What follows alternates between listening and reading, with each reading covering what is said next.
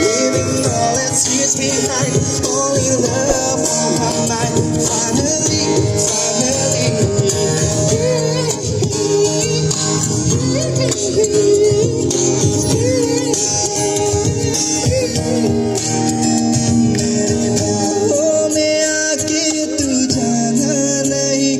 ऐसे रब से